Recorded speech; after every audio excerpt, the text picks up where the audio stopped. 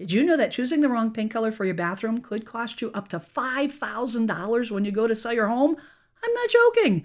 Welcome back to my brand new home selling series where we go room by room and I help you uncover the mistakes to avoid when you are getting your home ready to sell. And today we're talking about bathrooms and the challenges that you might be facing if you have a smaller bathroom. I'm going to give you some mistakes to look out for and some recommendations that will hopefully put some additional money in your pocket and hopefully help you sell the house faster.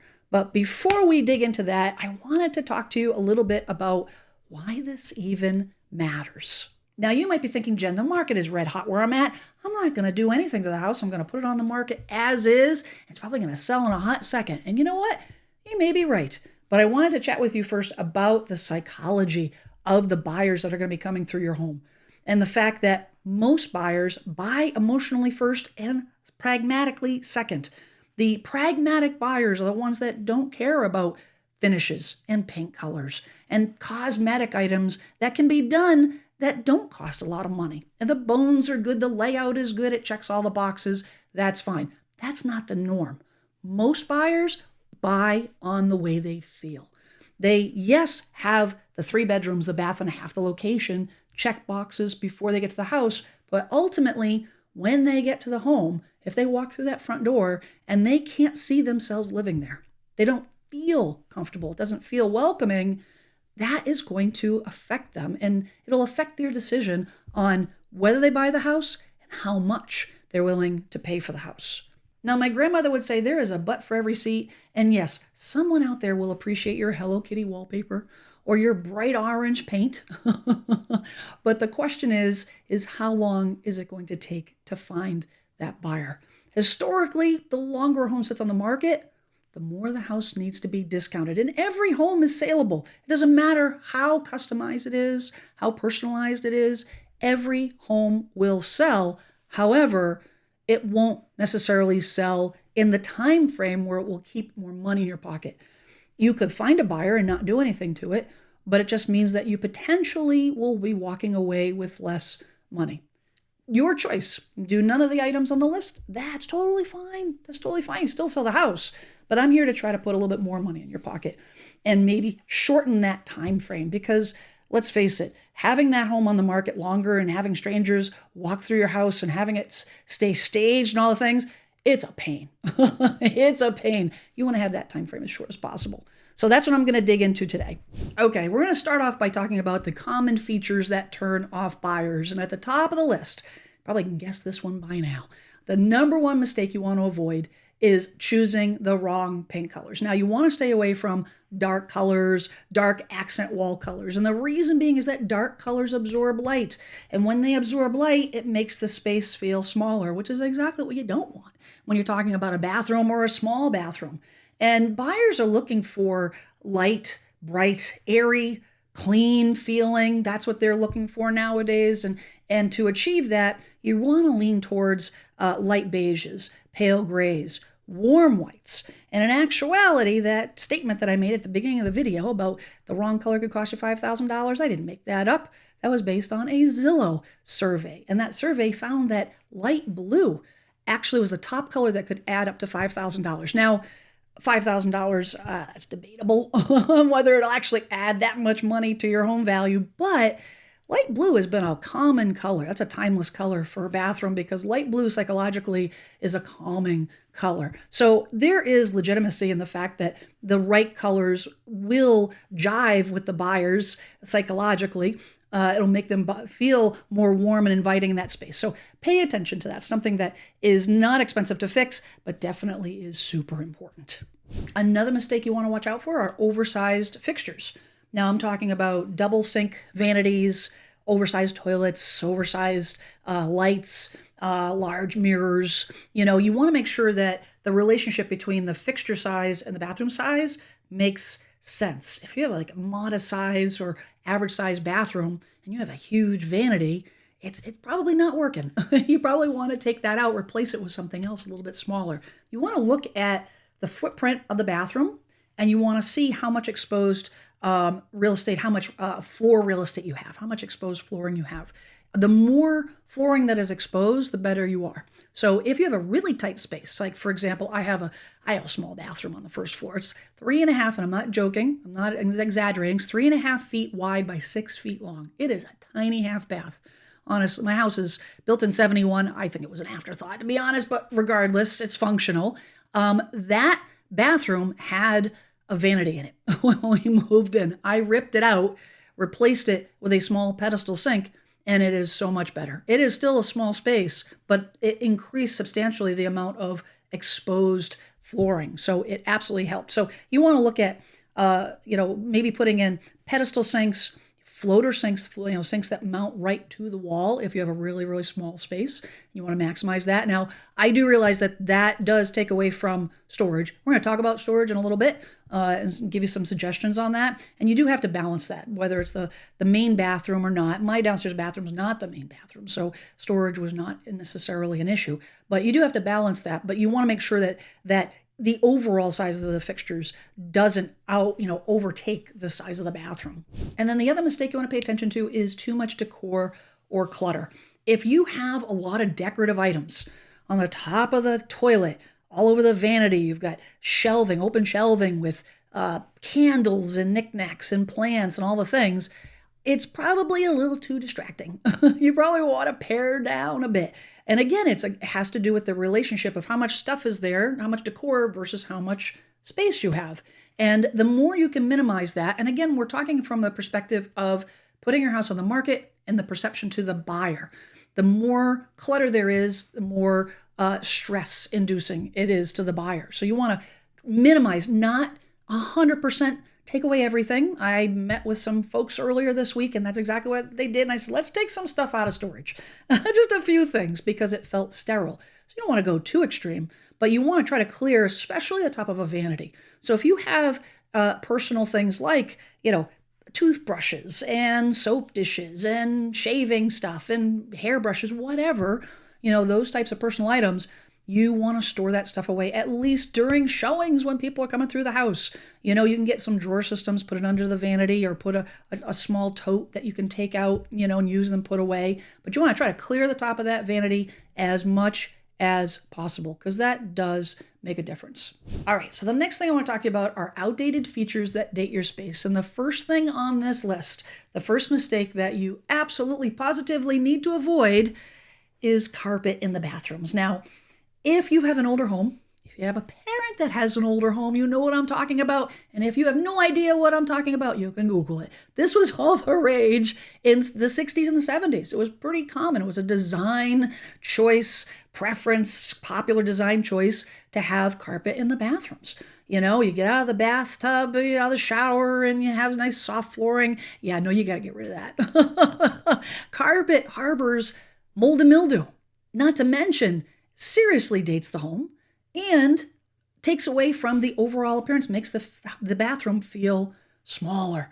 So you got to rip that out. And honestly, you replace it with rollout vinyl, or even plank vinyl flooring. It's not super expensive.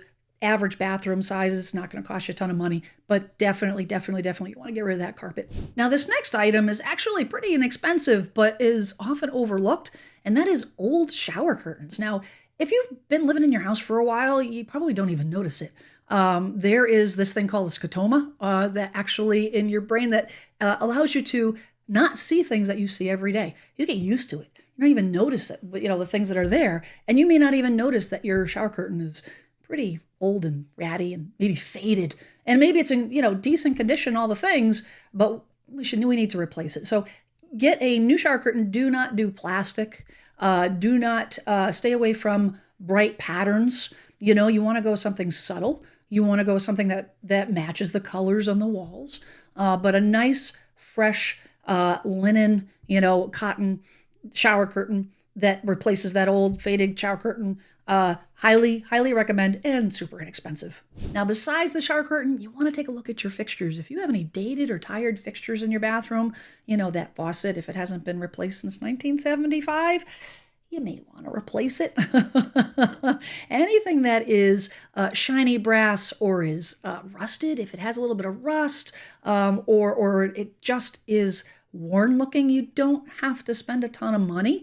As a matter of fact, House did a survey a few years ago, and faucets were the number one fixture that homeowners replaced when they did a renovation. I would stick to a brushed nickel.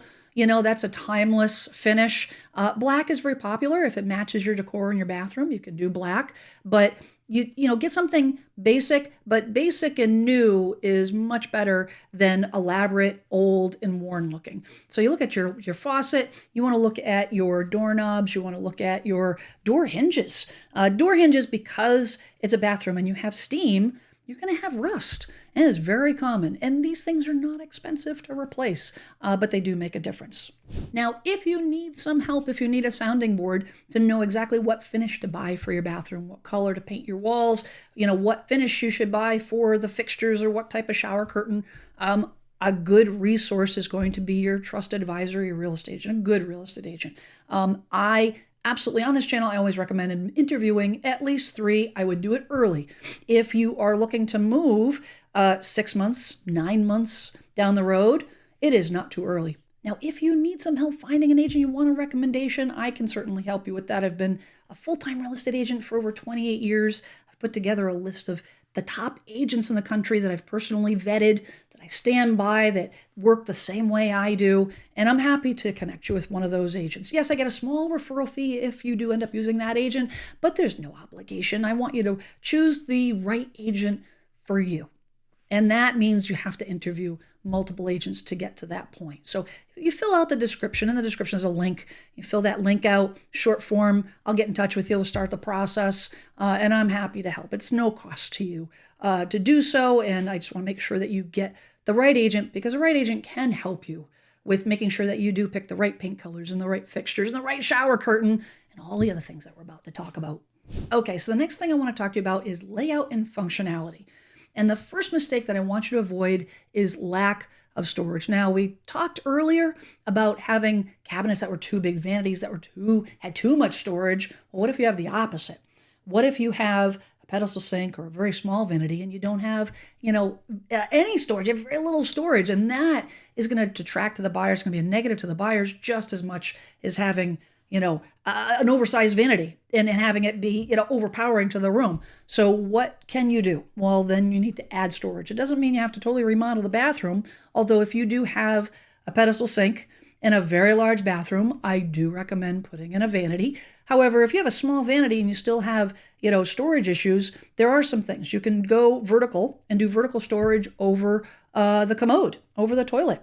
You can do tall, thin storage. So you have, very, very narrow shelving that can fit in between the vanity and the toilet or fit into a corner. The other thing is to maximize the storage under the sink. There are organizers that you can get. I bought one for my house from Amazon, and it is actually a 3-drawer pull-out organizer that you can put all makeup and hairbrushes and all the things in there. So that will add some storage, but you've got to add something. Don't go too far, as far as the floating shelves, but you do need to have some storage because the buyers are going to, again, envision themselves in that space they need to know where to put their stuff. All right, the next functionality mistake that I absolutely want you to avoid is poor lighting choices. We do not want a dim bathroom. A buyer walking into a dim bathroom does not feel warm and inviting. So you want to make sure that you have a properly lit, well-lit bathroom. And I would start with the overhead lighting. An LED light is a great choice. I would stick to a 3,000 to 4,000 Kelvin on the overhead light. And you can get a nice brushed nickel finish to it, to make it nice and updated. But that would be where I would start. Now, if you have existing recessed lighting in the bathroom, you can update the LED wafer lights on that existing recessed lighting. As a matter of fact, the House survey that I mentioned earlier also surveyed on lighting. Recessed lighting was the number one choice for replacement with homeowners replacing lighting fixtures, which I thought was interesting. But if you don't have recessed lighting now, I would not spend the money necessarily to have an electrician come in and have that installed. But another thing you could do is either replace, if you have a light bar over the kitchen sink, over the bathroom sink, over the mirror. You could do that, or they have backlit mirrors now, which is pretty darn cool. Make sure, like I said earlier, make sure that mirror is not too small, but if the mirror is properly proportioned to the vanity, they actually have backlit mirrors and you can adjust it. Actually, it's like touch sensitive, so you can adjust the level of the light. It's pretty darn cool, actually. And that's another option, and it gives a nice ambiance, and it is also functional. So you definitely want to look at your lighting. There's nothing worse than, having to take out your phone as a flashlight as you're walking into the bathroom. That is not a good thing. That's not going to help you sell the house. And speaking of mirrors, the last mistake you want to avoid is skipping a mirror upgrade. If you have an older mirror that was builder grade, it's just a straight up mirror, there's no frame, probably replace it. If that mirror is starting to show any kind of rust, which sometimes happens on those builder grade mirrors, you want to replace it. If you replace the vanity and it doesn't fit the size of the mirror, you want to replace it. And you want to make sure that that mirror, number one, is proportioned properly. If you have a larger vanity, you got to get a larger mirror. Smaller vanity, get a smaller mirror. And then make sure that has some sort of a decorative edging to it that matches the rest of the bathroom. You can get one of those backlit mirrors, like I mentioned. But having that last accent absolutely makes a difference, because, walking into a nice brand new vanity, a larger vanity with nice storage, and then you get this little tiny mirror, yeah, that's not happening. It doesn't look great. And mirrors are not super, super expensive, but it's definitely a good investment. Now, if you do nothing on this list, the one thing that I absolutely strongly advise that you do is a deep cleaning. That is the one thing that would probably add the most value to your home, is doing a deep, deep cleaning. I'm not talking a standard bathroom cleaning. I'm talking a deep cleaning. I'm talking about getting around the floor, around the edges of the toilet, behind the toilet. If you have a light switch plate that's got a ridge at the top, dust collects there, clean that off. A deep cleaning goes miles, absolutely miles. Now, if you want more tips and tricks, if you want more ideas on how you can improve other areas of your house, you're going to want to check out these videos. I'm Jen Sylvester, and I'm here to help you be a savvy home seller.